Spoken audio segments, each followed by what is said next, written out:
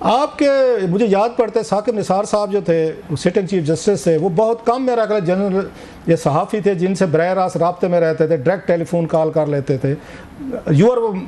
मतलब आप उनमें से एक थे, बल्कि शायद एक ही होंगे जिनके साथ बड़ा उनका अच्छा ताल्लुक़ था, गपशप थी, बातचीत हो जाती थी। आप कैसे देख रहे हैं साकिब निसार साहब को? अब वापस आ रहे हैं 5 सितंबर को, तो उनके बारे में भी ये बातें होना शुरू हो गई हैं, शायद वापसी पे उनको भी गिरफ्तार किया जा सकता है जनरल फैज़ के हवाले से, कुछ उनकी भी कोऑर्डिनेशन 9 मई के हवाले से, उन्होंने भी काउंसलिंग कहीं ना कोई राब्ते को इस तरह की बातें की हैं। आप उनका फ्यूचर कैसे देख रहे हैं कि फ़ौज अगर अपने DGISI को पकड़ सकती है तो फिर तो किसी पे भी हाथ डाला जा सकता है? सर मुझे टू बी ऑनेस्ट, मुझे उनका कोई इतना डायरेक्ट लिंकेज या ऐसा खतरा नजर नहीं आ रहा कि उनको किसी बात पे परेशान हो। देखिए, जनरल फैज़ के ऊपर जितने हमने बयानात भी सुने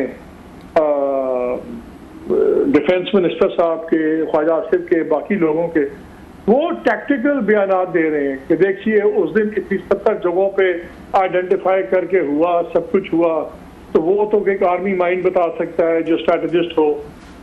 फिर ये बातें ज़राए आजकल हर चीज़ ज़राए से चलती है, फिर ये चलना शुरू हो गया कि जी उनका बहुत ज़्यादा ताल्लुक था हाउस होल्ड के अंदर और खान साहब की अहलिया के साथ उनका कॉन्टैक्ट थे, तो वो इसलिए वो इन्फ्लुएंस उनका बहुत ज़्यादा था। ये सारी चीज़ें एक दूसरे रुख में जा रही हैं। वो तो जो चीफ जस्टिस साहब थे वो तो अभी इसी हद तक आप कह सकते हैं कि जिन्होंने फैसले इन्फ्लुएंस किए होंगे, उन्होंने रिलीफ दी होंगी या दूसरे को रगड़ दिया। ये जो May 9 और ये सारी चीज़ें, इसके साथ बड़ा ही लॉन्ग स्ट्रेच आपको इमेजिनेटिव चाहिए। फैसले मालिक, मैं सॉरी आपकी बात काट रहा हूँ, फैसले जो जहांगीर तरीन साहब जो हैं वो अब जब खुलकर बात होती है निजी महफिलों में भी वो कहते हैं, खकवानी साहब ने भी 2-4 दफ़ा कहा कि उन्हें तो ये कंप्लेंट थी कि शायद साकिब निसार साहब ने, उसके बाद जनरल साहब एंड कंपनी नवाज शरीफ साहब का वो बैलेंस करने के लिए डिसक्वालिफिकेशन उन्होंने जहांगीर तरीन साहब को, साकिब निसार साहब ने उनको डिसक्वालीफाई किया था और इमरान खान साहब का भी उसमें शायद मशवरा सलाह शामिल थी। ये बातें वो खुद वो कहते रहे हैं, मैं इसलिए कह रहा हूँ, ऑन द रिकॉर्ड वो कहा हुआ है। तो उस वक्त तो ये सारे थे, जनरल फैज़, इमरान खान साहब और साकिब निसार साहब की इक्वेशन जो है ये तो नज़र आती थी। उनके अपने पार्टी के लोग कहते थे कि ये हमारे साथ हुआ है और कराया गया है। नहीं, देखिए लार्जर पावर गेम के अंदर लिंक होना और चीज़ है। हम बात कर रहे हैं कि इस वक्त ज़्यादा फोकस कहाँ है। इस वक्त सारा फोकस आपको May 9 पे नज़र आ रहा है।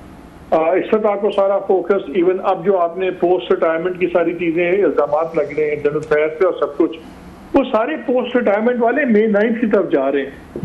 मैं वही कह रहा हूँ ना, पहले शायद May 9 बहुत ज्यादा मुश्किल होता इमरान खान को उसमें जीतना, लेकिन अब अगर फैज़ हमीद साहब कोई कोऑपरेट करते हैं या कोई कोऑपरेट करते हैं और अपनी जान बचाने के लिए 4 चीजें मान जाते हैं, सच्ची या झूठी, तो बहुत ज्यादा प्रॉब्लम खड़ा हो सकता है इमरान खान के लिए।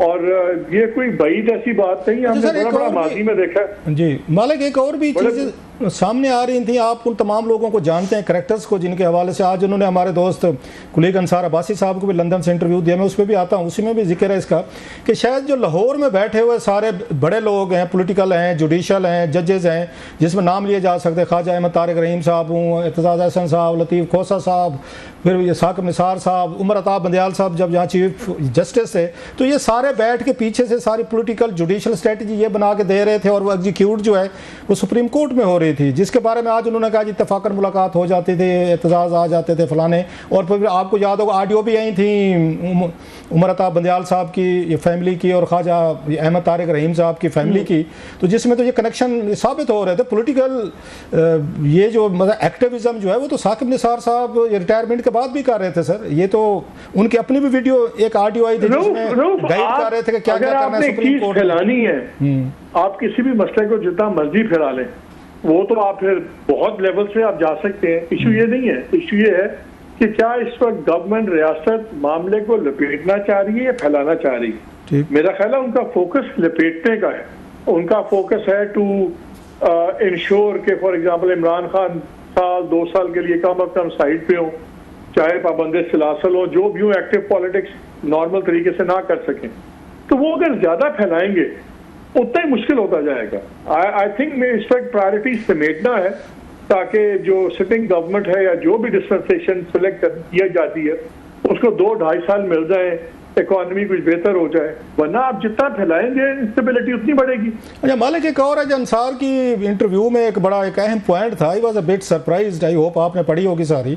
उसमें साकिब निसार साहब कहते हैं जी मेरा उनके साथ सोशली तौर पर जना हमीद से मेहरबानी होल्ड कीजिए, मेरे ख्याल मालिक साहब से शायद कोई की दब गई, दोबारा उनको अगर लाइन पे ले सके जी ट्राई कर रहे हैं उनको करें। बड़ा एक आखिरी सवाल उनसे रहता है मालिक साहब से पूछने वाला, तो बड़ा एक अहम है जो आज ये अंसार अब्बासी साहब ने अपने इंटरव्यू किया है, तो उसमें उन्होंने ये इंकशाफ किया 2-4 कि मैं जनाब फैज़ हमीद साहब की शादी, बेटी की शादी में भी उसमें गया था, मेरे साथ कोई कभी कभी हेल वाय भी हो जाती थी। इससे बढ़कर जो बड़ी एक चीज़ है जो मेरा ख्याल है बहुत सारे लोगों को हैरान कौन है कि वो कहते हैं मैं नादरन एरियाज़ अपनी फैमिली के साथ गया था, तो जनरल फैज़ हमीद साहब ने वहाँ पे हमारा बड़ा ख्याल रखा था, तो फैसिलिटेट किया, हमारे लिए अरेंजमेंट्स करवाए, हमारे लिए चीज़ें करवाई, आसानियाँ। It again raises very huge questions कि चीफ जस्टिस ऑफ पाकिस्तान अगर वो विजिट कर रहे हैं वहाँ पे नादरन एरियाज़ में, फैमिली उनकी विजिट कर रही है, तो वो उस वक्त के DGISI को कह रहे हैं, या अगर वो पेशावर में कोर कमांडर थे, लेकिन वो तो बाद में थे, उस वक्त DGISI थे जब ये वहाँ पे चीफ जस्टिस थे। मालिक साहब जी, अब सारी लाइन कट गई थी सर, एक सवाल था सर आपसे जी। मालिक साहब आप साथ हैं हमारे? जी जी जी। अच्छा लास्टली सर, ये जो आज आपने अंसार अब्बासी साहब का इंटरव्यू पढ़ा होगा जो उन्होंने साकिब निसार साहब का किया है, उसमें एक बड़ा उन्होंने इंटरेस्टिंग एक इंकशाफ किया है कि मेरा इनसे बड़ा अच्छा ताल्लुक था, कभी हेल वाय हो जाती थी, कभी मैसेजिंग भी आ जाती थी रजिस्ट्रार के जरिए, फेयर एनफ ठीक है। उन्होंने कहा मैं नादरन एरियाज़ गया, मेरी फैमिली गई, तो वहाँ पर जनरल फैज़ जो हैं इन्होंने मेरी फैमिली का बड़ा ख्याल रखा, बड़ा ही took care of everything, facilitate किया। अब ये बताएं, जब एक चीफ जस्टिस ऑफ पाकिस्तान एक वहाँ DGISI के ज़रिए वो नादरन एरियाज जाता है, उसका सारा ख्याल रखा जाता है, वहाँ पे उनकी लॉजिस्टिक का रहने जो भी होगा वटेवर, और वो उसका एतराफ़ भी कर रहे हैं, तो हमें तो बताया जाता था कि चीफ जस्टिस हों, जजेस हों, ये तो सोशलाइज ही नहीं करते किसी से ताकि किसी से इन्फ्लुएंस ना हो, तो इसको कैसे देखते होते हैं फिर? मतलब साकिब निसार साहब was playing very active huge role, अगर वो DGISI से ये इस तरह की फेवर्स ले रहे थे कि मेरे बच्चे जा रहे हैं तो उनका भी आपने ख्याल रखना है, और उन्होंने ख्याल रखा, हालांकि चीफ जस्टिस से और भी बहुत सारी चीज़ें खुद कर सकते थे, तो सर इसको कैसे देखते हैं आप? हमारे समाजी ताल्लुकात में सियासत बहुत बड़ा हिस्सा प्ले करती है, तो बस इसी तनाजुर में देखें आप। वैसे बड़े जालिम हैं, देखा ना आपने कैसे आराम से पतली गली से निकल गए मालिक साहब। ये काम किसी और ने किया हुआ होता तो आपने 5 मिनट के लिए लम्हा पा लेना था बंदे को, है सर? नहीं, आई थिंक ये जस्टिफाई नहीं हो सकता, और बिल्कुल जजेस को ख्याल रखना चाहिए, बिकॉज यही चीजें कल को आके आपको हॉन्ट करती हैं।